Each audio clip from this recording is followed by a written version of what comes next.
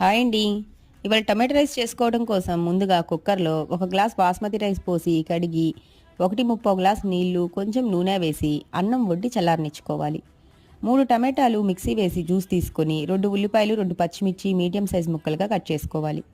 బాండీలో నూనె కొంచెం బటర్ వేసి దానిలో జీడిపప్పు మసాలా దినుసులు వేసి అవి వేగాక అల్లం వెల్లుల్లి పేస్ట్ వేసి ఒక్కసారి కలుపుకొని కట్ చేసుకున్న పచ్చిమిర్చి పెద్ద ఉల్లిపాయ ముక్కలు వేసి ఉల్లిపాయలు ముప్పావంతు వేగాక ఉప్పు కారం వేసి కలిపి టొమాటో జ్యూస్ వేసి కలుపుకోవాలి.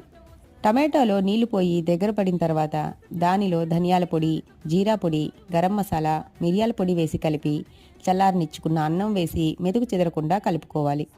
ఇంకా ఉప్పు సరిచూసుకొని టమాటా రైస్ ఇంకొకసారి కలుపుకొని కొత్తిమీర చల్లి 10 నిమిషాల తర్వాత రైతాతో సర్వ్ చేసుకోవడమేనండి. ఇంకా వేడి వేడి టమాటో రైస్ రెడీ అండి. Please like share and subscribe to my channel friends. By by.